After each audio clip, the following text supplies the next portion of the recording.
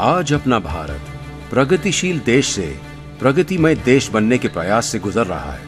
यकीनन ये एक उत्साहवर्धक और जश्न मनाने लायक मौका है, परंतु हर तोहफे की कीमत होती है। बदलते हुए जीवन शैली व उच्च स्तरीय रहन सहन की पद्धति से हम भारतीयों की स्वास्थ्य पर अनुचित प्रभाव पड़ रहा है। मिसाल के तौर पे सन 2030 में भारत में करीबन 79.4 मिलियन लोगों में डायबिटीज का प्रभाव हुआ होगा। अगले 10 सालों में भारत देश में 28% मृत्यु हृदय विकार की वजह से होगी। विश्व में हर कैंसर पीड़ित 10 लोगों में मरने वाला एक इंसान भारतीय है। अपनी जीवन शैली का असर हमारे रहन सहन में किस प्रकार का बुरा असर करता है? क्या अपनी बिगड़ती सेहत और अपनी बदलती जीवन शैली एक दूसरे से जुड़े हैं? जब अपनी अति गति से बदलती जीवन शैली और उससे जुड़े बढ़ती हुई अनुचित बदलावों का शास्त्रीय रूप से संशोधन किया गया, तब संशोधक इस नतीजे की तरफ आ चुके कि इसका दोषी ये बदलावी है। इसका अनुमान ये निकला कि मानवीय शरीर में फ्री रेडिकल्स जो पैदा हुए हैं, यही शरीर को हानि पहुंचाते हैं। फ्री रेडिकल असल में क्या है? जब कोई मॉलिक्यूल में जो इलेक्ट्रॉन भ्रमण करता है और जब वो जोड़ी में नहीं होता, तब उसे फ्री रेडिकल कहा जाता है। स्थिरता पाने के लिए तब वो आजू बाजू के परिसर के इलेक्ट्रॉन से मिलकर जोड़ी बनाता है। इससे जिस मॉलिक्यूल से इलेक्ट्रॉन निकलता है वो मॉलिक्यूल अस्थिर बनता है और अतः फ्री रेडिकल होता है। ये प्रक्रिया नया फ्री रेडिकल बनने के लिए दोबारा घटती है और इस ढंग से एक श्रृंखला चलती है। फ्री रेडिकल शरीर को हानि पहुंचा सकते हैं। इससे जुड़ी व्याधि को ऑक्सीडेटिव स्ट्रेस कहते हैं।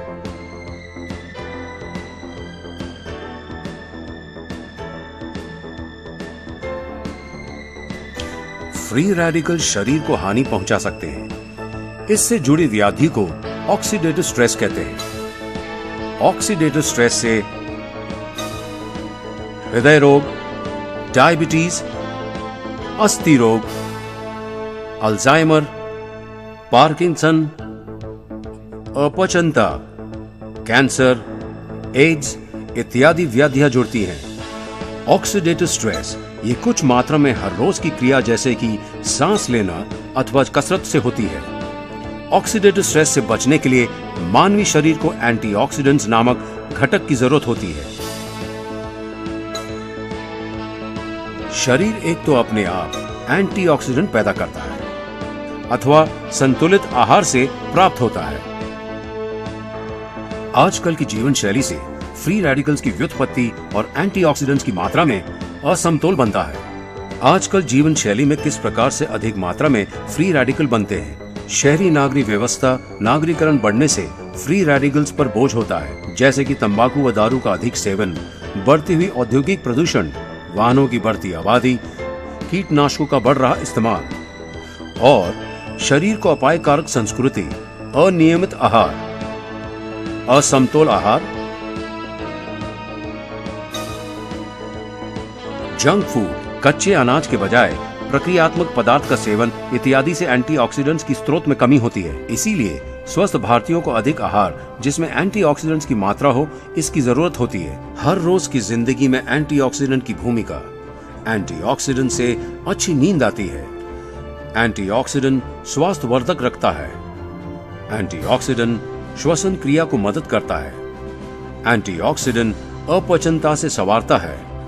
एंटीऑक्सीडेंट लिवर का संरक्षण करता है। एंटीऑक्सीडेंट प्रतिकार शक्ति और शरीर शक्ति बढ़ाता है। एंटीऑक्सीडेंट से किडनी सही ढंग से काम करती है। एंटीऑक्सीडेंट शरीर की स्थूलता घटाता है। मज्जा तंतु संस्था शरीर के सभी प्रकार पर संतुलन रखता है। एंटीऑक्सीडेंट्स इसी मज्जा तंतु संस्था को सुधारता है। एंटीऑक्सीडेंट्स अनेक व्याधियों को सुधार में बहुमूल्य योगदान करता है। समय की कमी के कारण सिर्फ 3 प्रमुख व्याधियों का विचार प्रस्तुत किया है: मधुमेह, हृदय रोग, कैंसर। डायबिटीज मेलाइटिस एक ऐसी बीमारी है जिसमें खून में शुगर की मात्रा बढ़ती है। खून में अधिक मात्रा में शुगर होने से हाइपोग्लाइसीमिया कहलाता है। पैनक्रियाज एक ऐसा अंग है जिससे पचन से इंसुलिन का प्रवाह स्रोत होता है।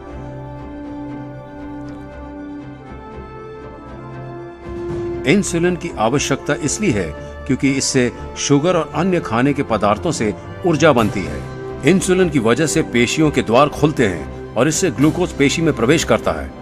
संक्षिप्त में, खून में मौजूद शुगर इंसुलिन इस्तेमाल करता है और इससे खून में से शुगर की मात्रा कम होती है। डायबिटीज से खून में शुगर की मात्रा बढ़ जाती है और इसके अनेक कारण हैं। टाइप 1 डायबिटीज में इंसुलिन का उत्पादन घटता है और इससे खून में शुगर का प्रमाण बढ़ता है। टाइप 2 डायबिटीज में इंसुलिन की मात्रा सही होती है, परंतु शरीर इंसुलिन की क्रिया का विरोध करता है। शरीर का इंसुलिन को विरोध होने से खून में शुगर का प्रमाण बढ़ता है। डायबिटीज धोखादायक इसलिए है क्योंकि उससे जुड़ी हुई अनेक अड़चनें। खून में उच्चतम शुगर का होने से शरीर में ऑक्सीडेटिव स्ट्रेस बढ़ता है। यही ऑक्सीडेटिव स्ट्रेस अनेक परेशानियों का जिम्मेदार होता है, जैसे कि हृदय रोग। हृदय रोग बीमारी डायबिटीज के कारण होती है। नेफ्रोपैथी, डायबिटीज से किडनी खराब होती है। रेटाइनोपैथी, डायबिटीज मज्जुओं पे बुरा असर करता है। न्यूरोपैथी, डायबिटीज मज्जातंतु पर असर करती है। इन्फेक्शंस, डायबिटीज इन्फेक्शन होना आम बात है। एंटीऑक्सीडेंट्स, डायबिटीज में अनेक प्रकार के उपयोग माध्यम होते हैं, जैसे इंसुलिन के स्त्राव में बढ़ोतरी, फ्लिया का फ्री रेडिकल से बचाव, खून में रही शुगर का स्तर कम करना, इंसुलिन का शरीर में सही उपयोग, ऑक्सीडेटिव स्ट्रेस की मात्रा कम करना जो कि खून में शुगर की अधिक होने से होती है। डायबिटिक्स की परेशानियां एंटीऑक्सीडेंट्स के सेवन से कम होती है। बहुत बार डायबिटिक्स पारंपरिक दवाओं से संतुलित रहता है। अगर दवा के साथ एंटीऑक्सीडेंट्स का सेवन हो तो उससे पारंपरिक ट्रीटमेंट को आधार मिलता है। अथेरोस्क्लेरोसिस, यह हृदय रोग से जुड़ी हुई बीमारी है। अथेरोस्क्लेरोसिस की बीमारी में अथेरोमास या प्लाग्स रक्त ग्रंथियों के दीवारों में बनता है। अथेरोमास ये कोलेस्ट्रॉल होने वाले पीले प्लाग्स होते हैं। आर्टरीज के दीवारों में लिपिड होते हैं। उससे आर्टरीज में बाधा बनते हैं या उसकी चौड़ाई कम होती है। इससे खून व ऑक्सीजन का हृदय तक का प्रवाह बंद होता है। अधिक मात्रा में खून और प्राणवायु का प्रवाह बंद होने से हृदय रोग होता है। अथेरोस्क्लेरोसिस का असर होने में और उसकी मात्रा बढ़ने में कोलेस्ट्रॉल का महत्वपूर्ण योगदान है। एलडीएल-सी अथवा लिपो कम घनता वाले कोलेस्ट्रॉल, ये बुरे कोलेस्ट्रॉल हैं, और एचडीएल-सी यानी ज्यादा घनता वाले कोलेस्ट्रॉल अच्छे कोलेस्ट्रॉल हैं।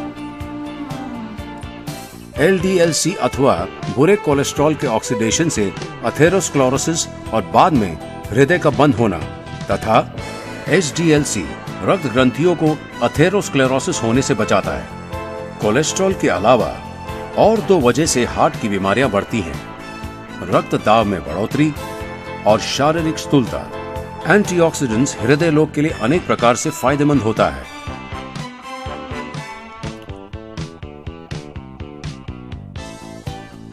बुरे कोलेस्ट्रॉल की मात्रा कम करने में, अच्छे कोलेस्ट्रॉल की मात्रा बढ़ाने में, कोलेस्ट्रॉल का ऑक्सीडेशन घटाने में, रक्तदाब कम करने में, शारीरिक स्थूलता कम करने में और हृदय को आधार देने में।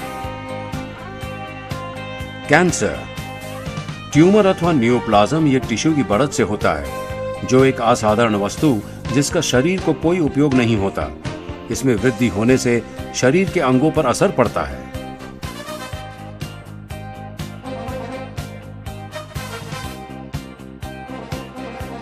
एंटीऑक्सीडेंट्स कैंसर के सुधार में अनेक प्रकार में प्रभावित करता है। कैंसर जनक पदार्थों से कैंसर जड़ने के धोखे में कमी लाना, ट्यूमर को बढ़ने से रोकना, ट्यूमर का प्रभाव सीमित करके उसे रोकना। एंटीऑक्सीडेंट साइटोकाइन्स नामक पदार्थ का स्त्राव बढ़ाने में मदद करता है, जो कैंसर के खिलाफ लड़ता है। कैंसर कीमोथेरेपी मतलब कैंसर से उपचार करने के लिए दवा लेना, पर कैंसर रेडियोथेरेपी मतलब कैंसर के उपचार में रेडिएशन लेना। थेरेपी लेते समय